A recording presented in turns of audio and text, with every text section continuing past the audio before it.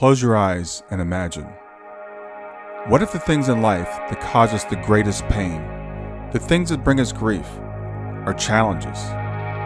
Challenges designed to help us grow, to ultimately become what we were always meant to be. We feel like we've been buried, but what if, like a seed, we've been planted? And having been planted, we grow to become a mighty tree. Now, open your eyes. Open your eyes to this way of viewing life. Come with me as we explore your true, infinite, eternal nature. This is Grief to Growth, and I am your host, Brian Smith.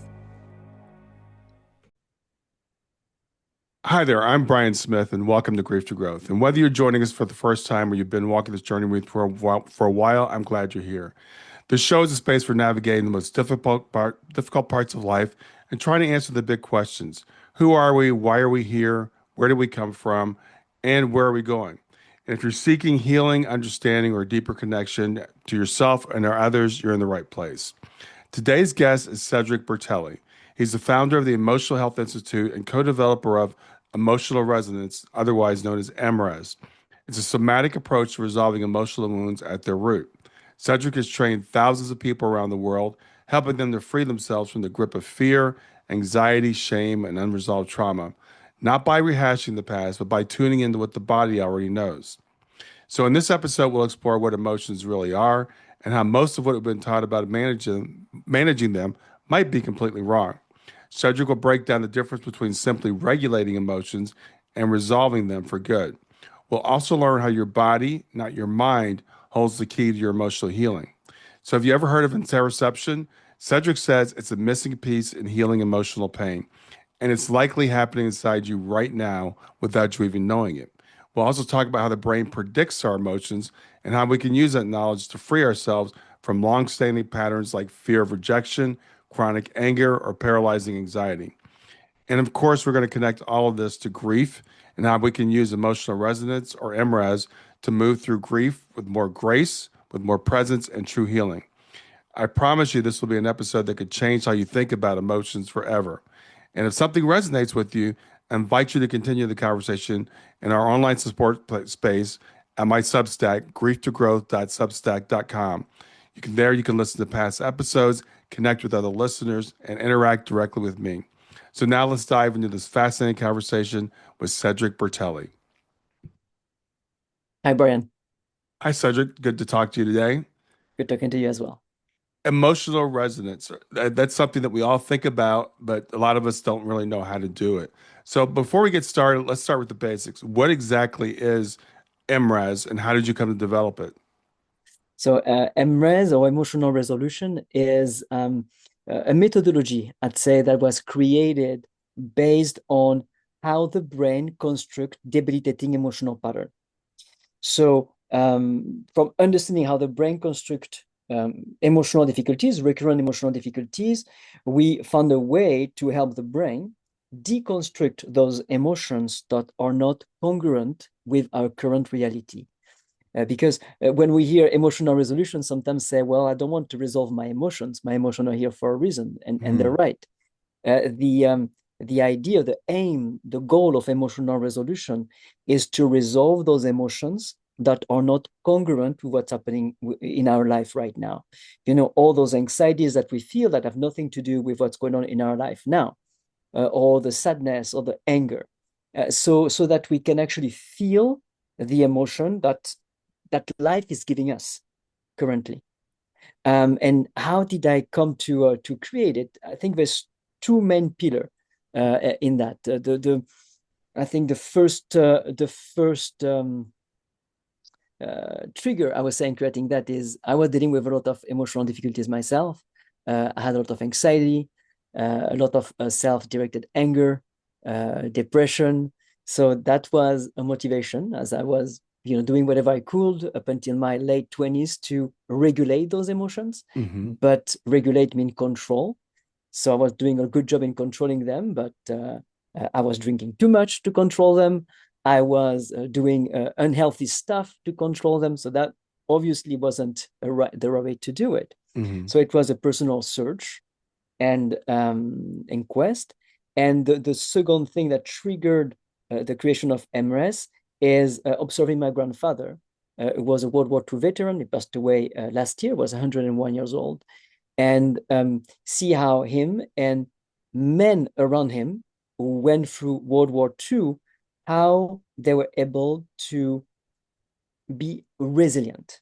Like I always was fascinated by how people who lived such horror were able, without any help really from anybody, Hmm. to be resilient and to start a new life and care for a family and set their family up for, I would say, more success that they experience themselves. Hmm.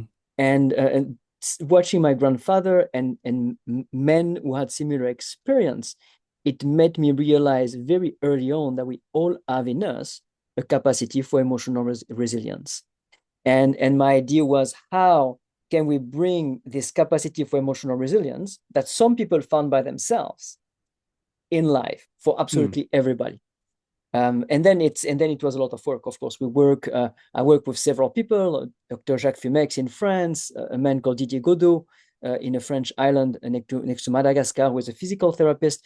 So it's a mix of, EmRes was created from a mix of a personal wanting to discover, Hmm. reading some specific philosophers such as Spinoza, Bergson, etc., and the work of Lisa Feldman Barrett, who is a neurobiologist, a neuroscientist from Boston, and putting all this together and doing thousands and thousands of sessions on people to understand better how this capacity work and how to well start this capacity in everybody to resolve debilitating emotional pattern in their life. Okay. Yeah. So emotional resolution is really basically dealing with the emotions that are congruent with our current circumstances, if I understand you correctly. Yeah, And we talked that are about, not congruent, that are not congruent. okay, yeah. So it's so dealing with the ones that are not congruent, right? So we can resolve those. All Correct. right. So then emotional regulation is the term that we all know. And how is that different? Emotional regulation is what we teach our children very early on at school or us as parents to deal with their emotion. Like, for example, you feel nervous, count until 10 and take 4 breaths. You're afraid of this kid. Well, tell yourself that this kid is exactly the same as you, or this teacher is exactly the same as you. Emotional regulation is very important because Hmm. it allows us in a way to survive, right, in the world without being overwhelmed by our emotions. But emotional regulation is a way to cope with our emotion, Okay. is a way to control our emotions. There are strategies, again, necessary, but emotional regulation most of the time prevent emotional resolution. Very early on, we teach our kids to regulate their emotions, we give them techniques. I mean, I have a 4 years old and she's already using a lot of techniques that she learned in preschool when she feels nervous or shy. And then she comes home and I tell her to do basically the reverse, Hmm. because what we discovered, I can tell you, maybe it will help, how the brain constructs emotion and why emotional regulation prevent emotional resolution. Um, here, I think it's the best to demystify what an emotion is. There's two things we need to understand when it comes to debilitating emotional patterns. Number one is, as you said earlier in the introduction, the brain constantly predicts. This is what keeps us ahead of the time, ahead of the game. For example, you see that on everyday experiences, such as you having a Granny Smith apple, maybe when you're 5 years old, and you bite it, and you have a sensorial experience, right? The crunchiness, the acidity, the juiciness. Okay, that's the first time we have this kind of apple. But after this one time, every time you're gonna take an apple in your hand, that specific type of apple in your hand, and you're about to bite it, your brain is going to predict instantly what physical sensations you're about to feel. Hmm. Instantly. Same thing for a cup of coffee. Before drinking your coffee, you know exactly how it's going to taste like. And sometimes you have to adapt because it might be a different type of coffee, but your brain predict how it's going to taste like. Okay. Something we have to keep in mind as well is, from the day we're born until we die, we update predictions. This is how we learn. For example, if there is an ice cream store opening down the street here, and it's a hot day and decide to go have an ice cream, if I enter the store and I see different batches, like a pink batch, white batch, brown batch, but there's no name because that's it's a new store, so there's no label yet. And I decide to go for the pink ice cream. I'm gonna think, well, that's gonna be raspberry or strawberry, and the person gave me a scoop of that ice cream. I don't ask any question. I just ask for a scoop of this. If I go out and have one little bite of this ice cream, and wow, when I take it in my mouth, it tastes like smoked salmon, I'm going to be surprised. It's not going to be a trauma. I'm going to be surprised. And this experience is going to update my prediction. This one bite in 1 second is going to change my prediction forever. That means that now I know that in this specific store, the pink batch is smoked salmon. Now I know that in this store, I better ask what flavors are there because it's going to be different. And because of this experience, if I enter in a store when there is no label, before asking for any product, I will ask, what is it? I've learned from this one experience. I updated my prediction for this specific store, and I updated my prediction globally in my life. Okay, so the brain constantly predict, and we constantly update prediction. That's the first thing to remember. The second thing to remember is we know today how debilitating emotional patterns are created. At the origin of every single one of those patterns, anxiety, anger, all this stuff that come back, at the origin is always the same type of event. It's an instant of trauma. That we know. Now, what is a trauma? A trauma is an instant that holds too much stress, physically or emotionally, for us to take on at the instant when we live it. So for a baby, a trauma might be too hungry. It's going to be very, like an event is going to be very different for a little baby than for a 45-year-old man, right? But that's what a trauma is. That's it. There's no big T or small t in my word. It's just an instant that holds too much stress for us to take on when we experience it. Now, what we understand to go further in that is that what creates the pattern in the future is not the trauma, actually. It is the instant of dissociation happening during the trauma. When we have too much stress, too much fear, we dissociate. It is a natural process that happens so we don't suffer too much during the traumatic event. Now, we're not going to go in depth, but so people really understand. When what you and I right now are able to gather as information is about 2,000 bits of information per second, consciously. So I'm seeing you, I hear noises around me, taste in my mouth. That's about 2,000 bits of information per second, processed at the speed of 150 miles per hour, consciously. Subconsciously, our brain has a capacity to gather 400 billion bits of information per second at the speed of 150,000 miles per hour.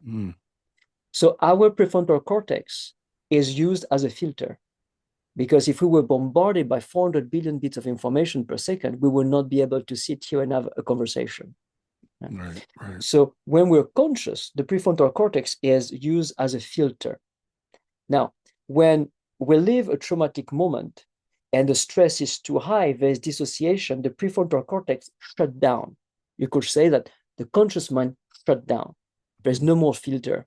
Now your subconscious is like this huge whirlpool that gather information at extremely high speed, extremely high definition. Your subconscious is gonna gather what you see, what you taste, the temperature, the taste in your mouth, all the information happening around you in a non-logical, non-linear way. Just imagine, a tornado gathering information extremely fast. And our subconscious is also going to record what physical sensations we are feeling in our body at that instant. So imagine a tornado opening in and out, everything happening inside, everything happening outside at the same time. And after a while, after a few seconds, or maybe a quarter of seconds, depending on what we are living, the tornado shut down, and we are back to be conscious. But what we have to remember as well is, let's say if I'm being sexually abused for 5 minutes, I guarantee you that I'm not going to dissociate only once. I'm going to go in and out, in and out, in and out. And every time I go out, so to speak, in dissociation, that's another opportunity for the brain to gather all this information. Okay. Okay, so that's what's happening when we are experiencing a trauma, and we experience tenth of trauma from the moment we are conceived up until we die, right? There is a great study by a French doctor called Boris Cyrulnik that showed that the first 1,000 days of life from conception is a great garden for trauma because we're so vulnerable. But of course, afterward, you can also experience trauma. Anyway, so we experience all these moments of trauma and we don't remember them most of the time. You know, sometimes we remember our trauma, sometimes we don't. Often we don't. Later on, when we are in life and our brain, our subconscious, recognizes one or several elements, a smell, a situation, a silhouette, whatever it is, when our subconscious recognizes one or several elements that were present during a past trauma, your brain, my brain, is going to instantly predict what physical sensations you're about to feel, just like for the apple. And those physical sensations that your brain is predicting that you're about to feel are the physical sensations that let you know that you have an emotion. You know that you're anxious, you know that you're angry, you know that you're sad, because you feel sensations in your body. It's not only in the brain, it starts with physical sensations. Those physical sensations, we call that interoception. Now, what is very clear to us now is that those physical sensations that let you know that you're feeling an emotion is nothing else but an outdated prediction from your brain.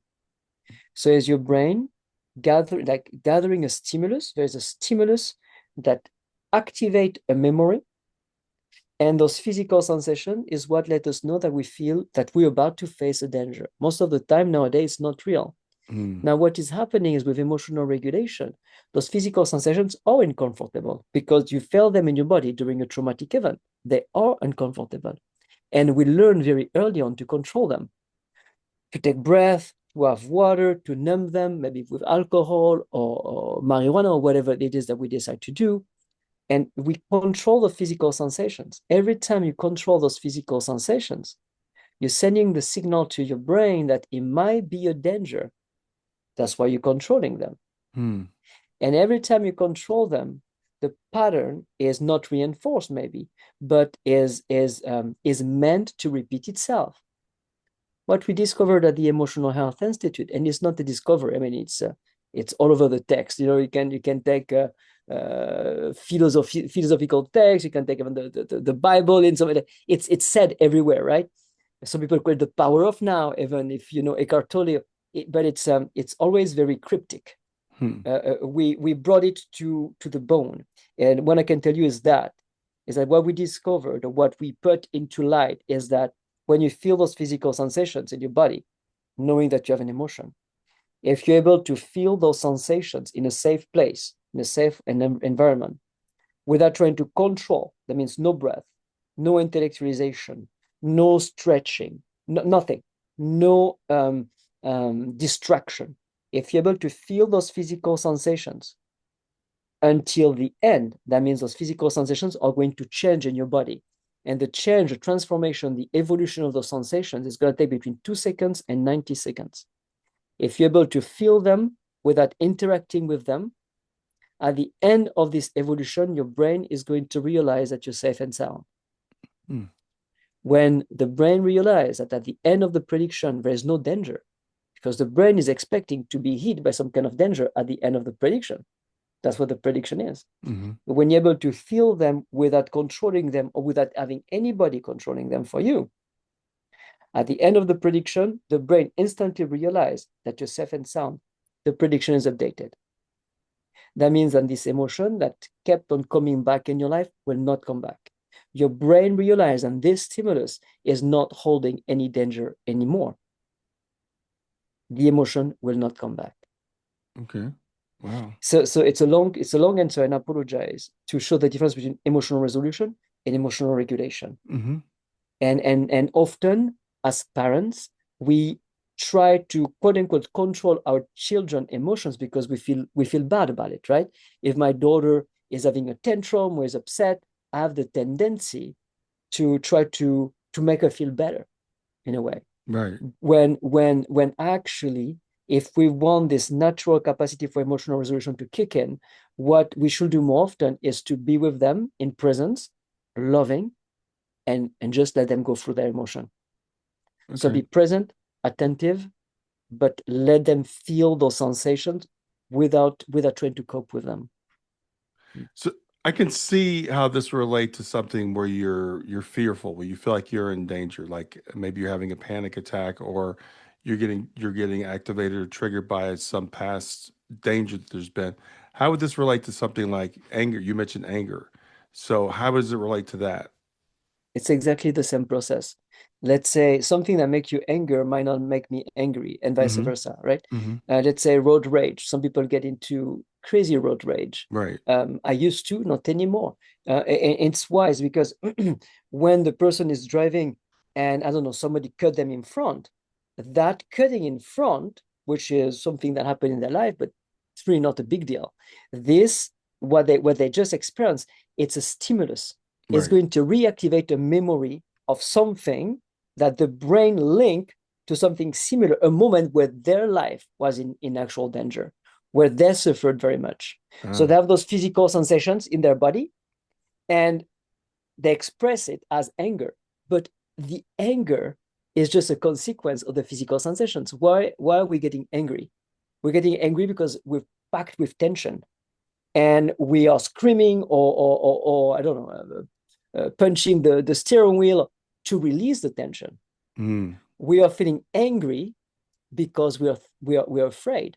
So most of us, we don't link anger to fear. right. Anger is always a consequence of fear. Right. Always. Yeah, that makes sense. That's something I think I kind of figured out on my own after a while. It's like the reason why we get angry is because we feel like we're being attacked. We feel like Okay. we're under threat. So it makes sense that that would be the same type of thing. But it's so the physical sensations and we've all had that. I just had that very recently.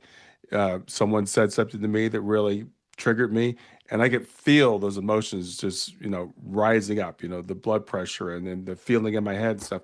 And this is really interesting because I was like, it was a big physical thing. So we think so the feelings I guess is what's letting us know we're having the emotion. Is that the way it is? Correct. So Okay. you have this. So I got to be precise here. So let's say someone is actually threatening you. Hmm. If somebody is actually threatening you, chances are you're not going to feel anger, right? If somebody is threatening you and there is no past trauma related to that instant, you're going to be in a state of high arousal, Right. which is very different from anger. Mm-hmm. If there is an actual danger and you're angry, you lose your capacity to defend yourself in a way because you're overwhelmed. It's like in martial arts, right? If you go into a fight and you're angry, chances are you're not going to perform as well as if you are centered. You're Mm. losing a lot of your capacity because there is tension, because you're not open to what is actually happening. Mm-hmm. You're like almost like a horse with what they put around their eyes. I don't know the word in English, ornière in French. You Yeah. know, it it Blinders. it blinders. That's right. Hmm. It cuts you. So if something is not right, somebody is threatening you or say something that is not right, you're gonna have a physical information, right? It's a gut feeling. It's like, well, that's not right.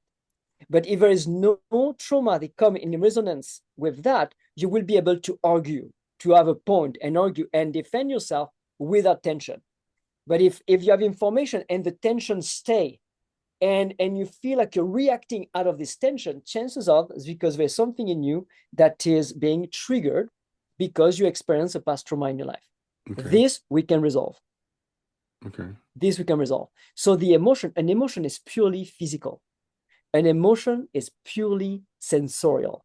And Mm. then we react, we react out of those sensations. But what we see in the world, when we see people having an emotion, when we see a person having an emotion, it's already a reaction to what they feel in their body.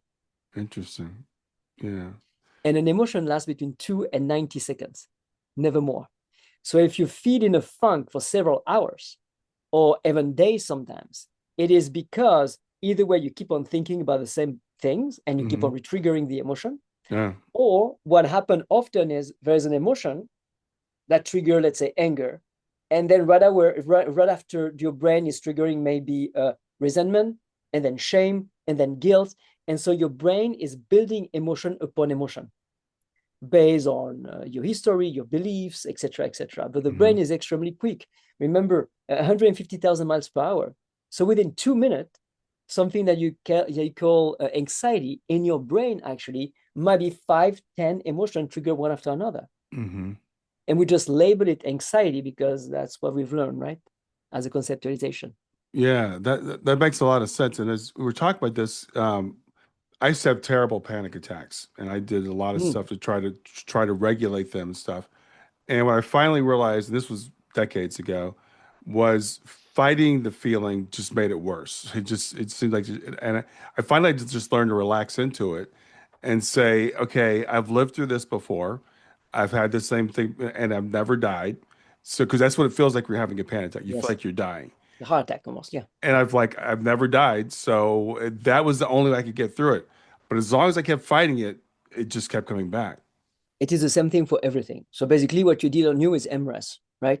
It's accept, yes, not accepted. It's what you did at the end of the day. It is accepting the sensations. So if you were doing it with a practitioner like with me, I would have just helped you to be in your body as it's happening. Hmm. And the panic attack is only increasing when you let it overwhelm you or you try to fight it, as you said, Hmm. and you're afraid of it. So you're having a reaction, and then there's extra fears like, I'm going to die, what's happening? The body is in panic. If you stay just with the sensations and feel what's happening, in a way, you're becoming the master of your inner world. You're with it. And the brain realizes that at the end, everything is happening. Nothing is happening. And it will go away. Yeah. Easier said than done, though. Yeah, well, to be really frank with you, I don't have panic attacks much anymore, but I hate traveling. And I just told you I just got back from Europe. So I'm Yes. Venice last week. I was in Venice and I started having these feelings and it starts with the feeling, right? You start to feel like I feel like my heart's racing a little bit, and then, your brain starts to tell you this is going to be bad. This is going to be bad. And I've learned over the decades that done this, it didn't spin out the way that it used to, but it's from all experience that I've had that I was able to try to regulate it. So I can relate to what you're saying. Yep. So next time that happened to you, as soon as you notice that, wow, something is feeling bad, or I feel like you recognize the symptoms of the panic, or what you do. I'm gonna tell you very pragmatically how to do it, if it's okay with you. Yeah, What please. you do is you sit down, try to be in a place where you're by yourself and where you feel safe. It's most important. You sit down and you close your eyes. So closing the eyes is important, not because it cuts you from the outside, but closing the eyes is going to show you if your body feels safe or not.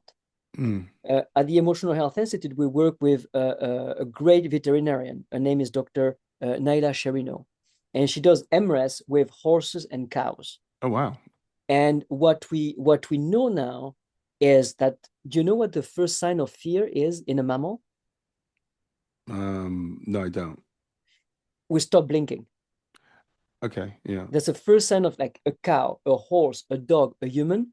The first sign of fear is we stop blinking, we Okay. stare. And it's important to close your eyes before you do EmRes, because if you cannot close your eyes and feel comfortable with your eyes closed, it shows you that your body doesn't feel safe, which is very Right. different from, is your body feeling safe and do you know that you're safe? Right. You might think that you're safe. For example, if I'm afraid of spiders, right? I'm afraid of spider, and there's a spider 2 meters away there on the wall.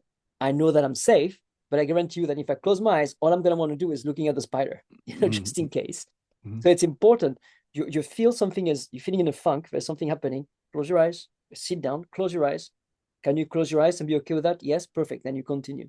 The next step is going to be to pay attention to two sensations in your body at once, two physical sensations. Hmm. So you notice you mentioned the heart. Maybe it's difficult to breathe. Maybe you have pit in your stomach. Maybe your legs feel weak. Maybe you have a knot in your throat. Hmm. You've got to pay attention to two physical sensations at once. If you only pay attention to one sensation, you're going to have room to think still.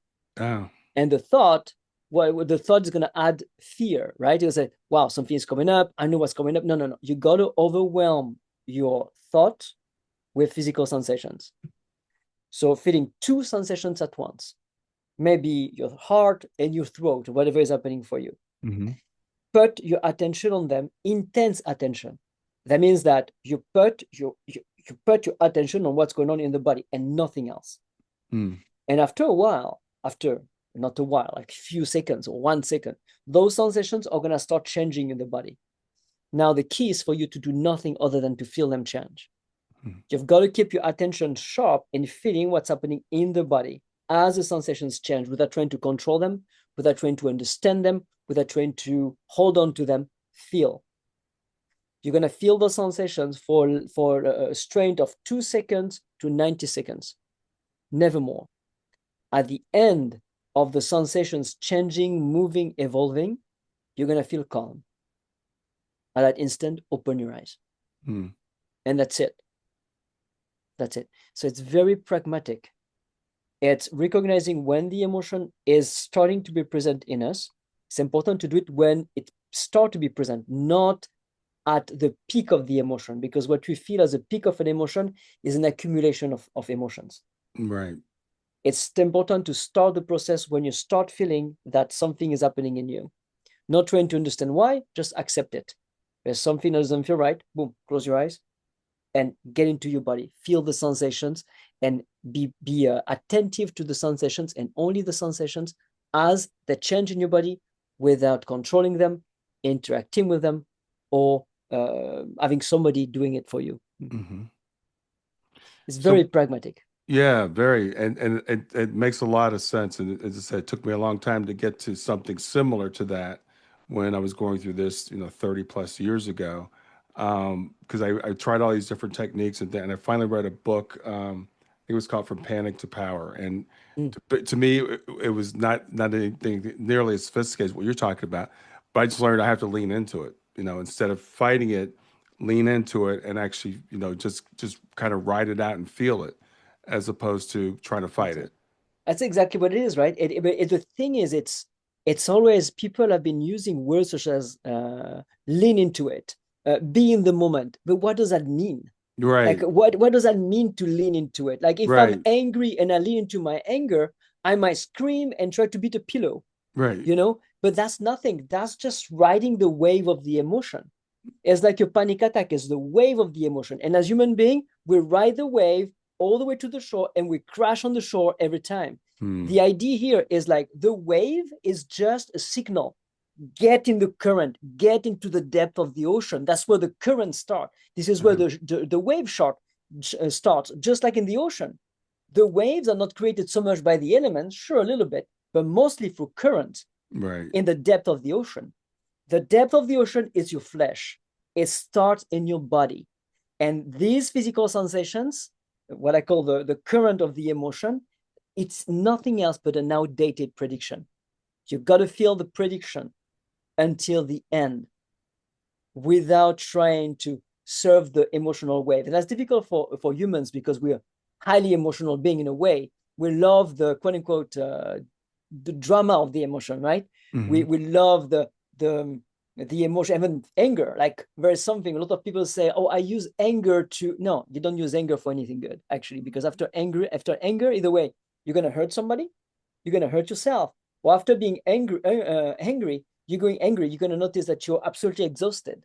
Yeah. So this whole paradigm of like, oh, I use my anger for no, that's it sounds good, and you can keep on saying that, but if you have recurring anger, I guarantee you that either way you're hurting yourself, you're hurting somebody else, or anyway, you completely drain at the end of the experience. It's gonna Hmm. keep on coming back. So we talked about some emotions like anger. We talked about, panic or fear. What about emotions that seem to be more deeply embedded, like grief or shame or something like that? Great question. So for me, there is emotions on three layers. There are the conscious emotions, and these are the emotions we just talked about, right? They are quote unquote in our face: the anger, the anxiety, the fear. We recognize them and we accept them. So we try to regulate them most of the time. Right. So we try to, I don't know, we read books, again, we use booze, that we try to do something about it, or not, you know. Then there are the unconscious emotions, which are the one that are, we know that they're there, but we don't want to look at them. The shame, the guilt, the I don't feel like I'm enough, etc., etc. So we can, if we stop and do an introspection, we might realize them that they're there, but we don't like them, we don't accept them, we let them run in the background most of the time, and we Yeah. deny them. Right. Uh, and then there's a subconscious emotion. The subconscious emotions don't have a name; they're just tension in our body. All day long, you, me, everybody, we are walking the world with tensions, and those tensions, they are an emotion. They don't have a label because they're not strong enough to be conceptualized. Wow. But let's say you and me, we meet for the first time. And when I meet you, I start feeling tense. And I'm going to make up a story for that, right? I'm going to say, well, I met Brian and there's something about that guy I don't get, right? And I'm going to make up a story. All it is maybe is because you have a specific smell that I don't even consciously recognize, but the smell of a kid who used to beat me up 30 years ago.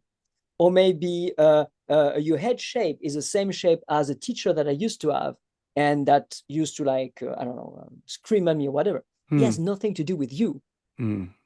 But I'm going to come in your presence and my brain is going to recognize something about you, link it to a past trauma. I'm going to have tension, and I'm going to take this tension as there's something about Brian that I don't like. Yeah. And I'm going to make up a story. I'm going to believe this story. And that's going to create already a dynamic in a relationship. We could have been close friends if I didn't have this reaction. But because I have this reaction, chances are we're not gonna seek your friendship, right? Yeah. We're not gonna try that. These subconscious emotions are creating the dynamics of our lives. And for those subconscious emotions, for that you need a practitioner that help you to isolate them and resolve them. But to answer your question clearly here, for conscious emotion, the one we talked earlier in the conversation, we can do it on our own often by the methodology I explained earlier. For unconscious and subconscious emotion, it's better to do it with a practitioner, because a practitioner will help you to isolate those emotions that we don't realize we have or that we don't like, and resolve them in a safe place. Now, when it comes to grief, for me, and it is just my vision, I'm not saying it's right. For me, grief is something that has to be experienced. So it's not something that can be resolved.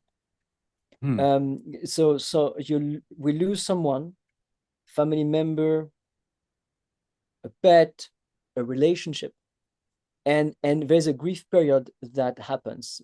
Let's say I lost my mother or something. I lost my mother, and I used to have this body, this person that I used to love right there, and I could have physical contact with and communication, huge part of my life. And now she's not here anymore. There is an emptiness. There is a missing. This emptiness, this missing has to be completely experienced rawly, like in a raw way. There's nothing we can do about that. It's part of the human experience. Now, what can be resolved is what I call the parasites emotion that prevent us from grieving. Wow. So what are those? The shame, the anger, the guilt, the victimization, all those emotions that come on the grief experience like parasites and hook to the grief experience. Right. And when we are busy with those emotions, the anger, the uncomprehension, when we're busy dealing with those emotions, we don't grieve. And yes, so that's exactly. the difference. Grieving for me is the experience between me and the person that passed. Is a continuum of the relationship, the adaptation of this physical form to not having this form to communicate like I used to with. That's grieving, and is going to create pain and sadness and missing, and that will have to be experienced. takes about 2 to 3 months for the brain to actually realize that somebody that was very close to you is not there anymore. Hmm. That's why very often when somebody passed, we talk about them in the present tense without wanting it, because the brain actually do not integrate the information they're gone for 2 to 3 months. So, but then, if we are too busy by those parasites, those me emotions, it's my problem, right? My shame, my guilt, my anger, my those me emotions is cutting us from the grief. So when people come to see me and they say, "Well, I've been grieving for a year," you haven't been grieving, and that's the problem. Yeah. You have been busy. You have been chewing on stuff that do not allow you to grieve. So what are those emotions that do not allow you to miss the person, the relationship, or whatever you lost that you care so much about? Yeah. And that's how we're going to approach grief with EmRes, so that the person actually have an opportunity, the space to experience the rawness and the continuity of the relationship with the person that passed, Yeah, who passed. that is so well said, and I completely agree with what you just said because I realize, I work with people that are in grief, and as I've been doing this over the years, I've realized, okay, there's a couple things I usually look for as I'm coming, new clients coming. Do you have unresolved guilt? Do you feel like you did something wrong, or you didn't do something, or whatever it is? Do you have anger at the person who passed, or the doctors, or anybody else? Because these are the things that prevent people from processing their grief. And I feel like sometimes they almost like get attached to those things because then they don't have to process their grief. That's what I call them, the parasites, Yeah. right? And so it's and it feeds, and in a way, when they're quote unquote busy with the anger and such, it keep, in a way, right? It keep the person they lost alive for them. And for some people, it's so difficult to let go of those emotions, because they feel like, if I don't feel the anger toward the doctor, if I don't feel the guilt for not, I don't know, whatever it is, then I'm losing this person even more. Hmm. So it's creating this shift. No, it's not what's going to happen. You don't need to suffer in order to grieve. Right. There's no value, there's no added value in your suffering because of anger or guilt or shame or whatever else your history is Hmm. is giving you.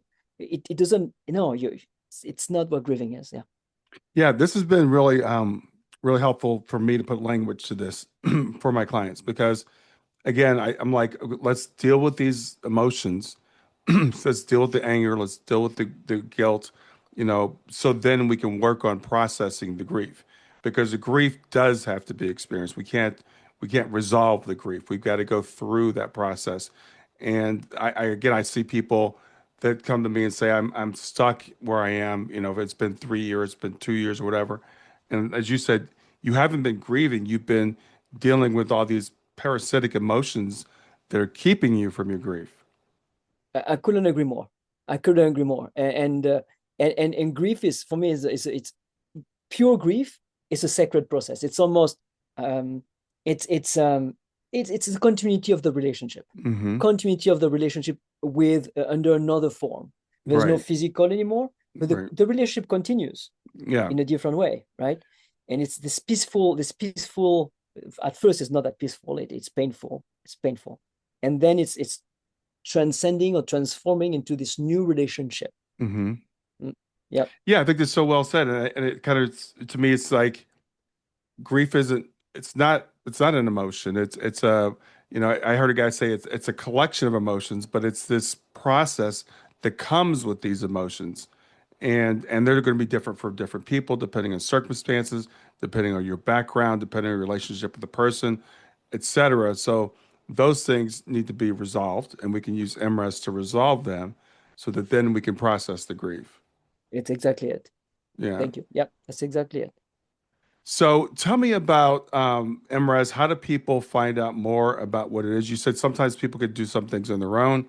Sometimes they need a practitioner. Yep. So we are a nonprofit.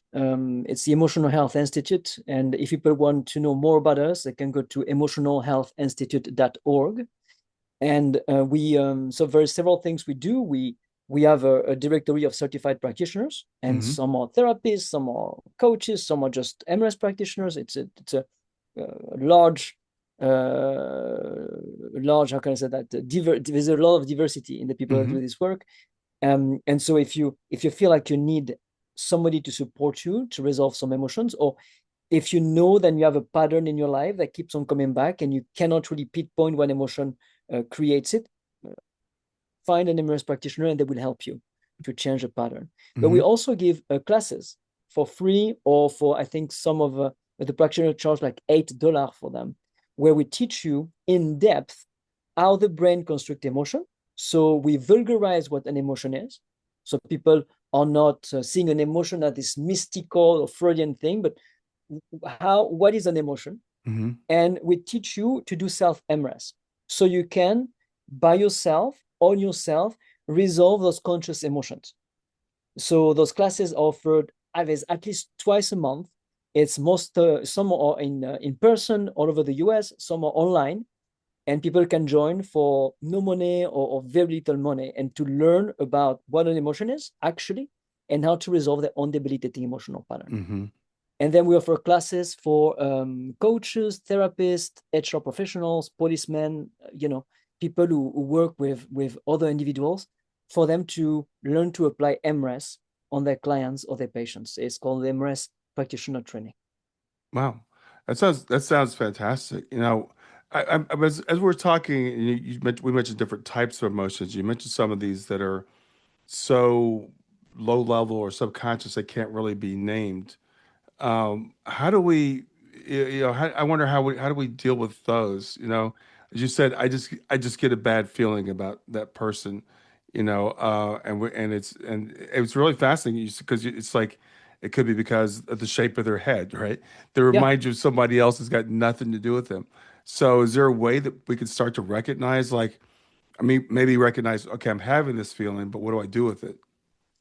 I think for this, that's where MRS became very strong, right? We were able to develop methodology to, if I realize that there is a feeling, but I cannot pinpoint exactly when it started, what we develop a whole methodology on how to isolate it and resolve it. Hmm. But that's something that you need to do with somebody. And the reason is, the person, the MRS practitioner, is going to ask you specific questions that don't make any sense, to trigger some of those sensations, to resolve them with you.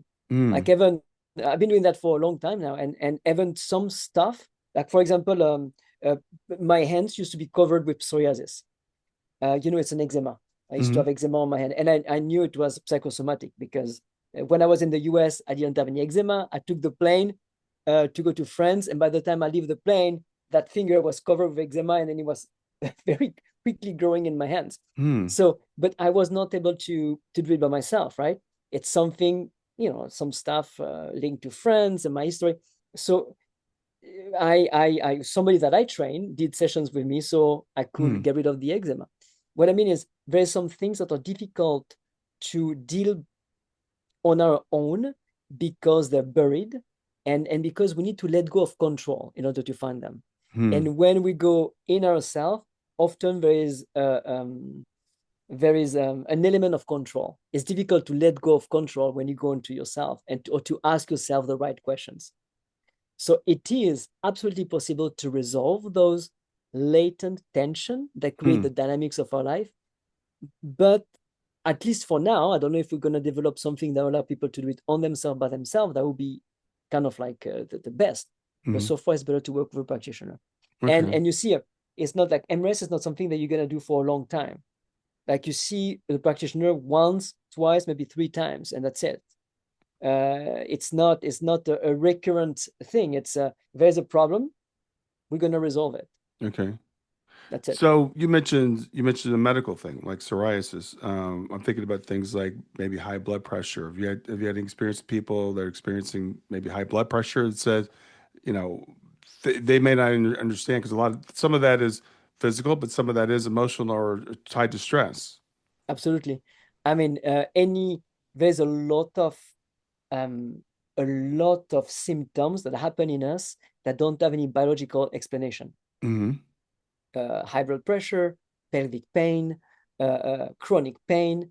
Like, you go to the doctor, they run a bunch of tests on you, and biologically everything is okay with you. Hmm. And so And so people say, well, what the heck? I know what I feel. Like I Right. know what's happening to me. And the doctor said, no, there's nothing happening with you. There's this it's paradoxical, right? So you think I'm lying or what? No, it's psychosomatic. The pain is real. The high blood pressure is real. The psoriasis is definitely real, Hmm. but it is psychosomatic.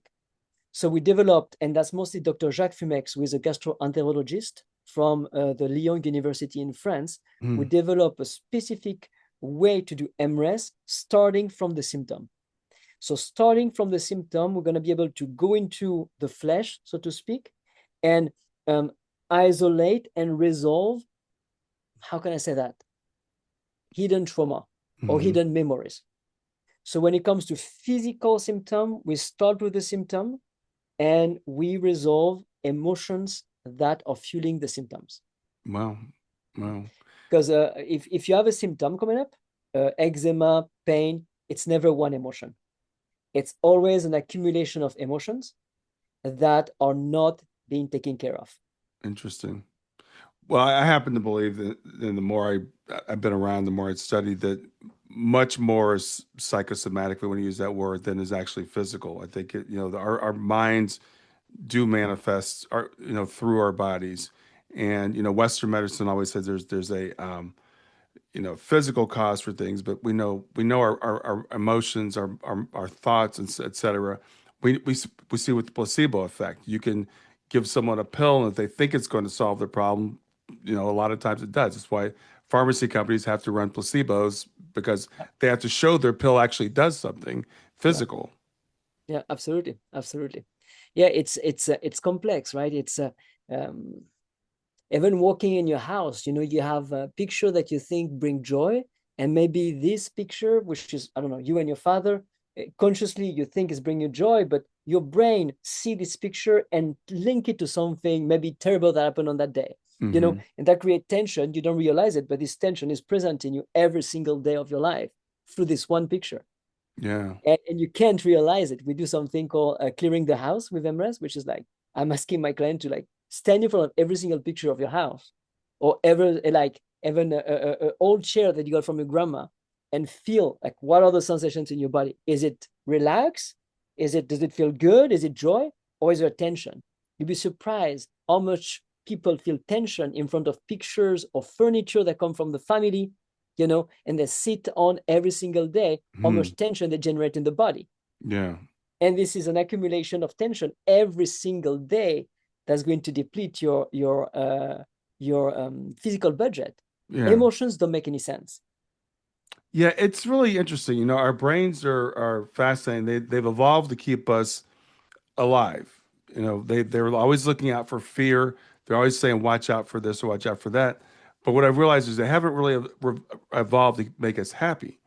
They could make us pretty miserable because they're always looking out, like, look out for that, look out for that. That guy looks a little bit like the guy that beat you up when you were in second grade, so Yeah, stay away from him.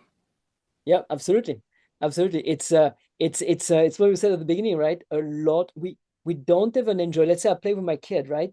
She's 4 years old, and all I should feel with is joy and enjoying playing with her. But I might be thinking about what happened at the office yesterday, right? And this anxiety is wasting the time that I have with my daughter. Hmm. This is not natural. Yeah, Yeah, my brain is always in the radar mode. Well, you have to be careful, that happened, yes, but that's not, it doesn't help in any way. Yeah. So yeah, you're right. Our brain is wired to detect any danger, and this constant detection is cutting us from joy. yeah, yeah, exactly. Well, Cedric, this has been fascinating. Thank you so much for being here today. Remind people again of how they can find out more about the Emotional Health Institute and EmRes, and if they can reach out to you. Sure. Thank you for having me, first of all, Brian. And they can go to emotionalhealthinstitute.org or EmRes, EmRes.com, goes to the same place. And if they want to find me personally, they can type Cedric Bertelli and my first name and last name, and they will find my website if they have any questions or anything like that. Or yeah, All right. Well, thank you. Thank you so much for doing this. Have a great rest of your day. you as well. Be well. Bye. Bye bye.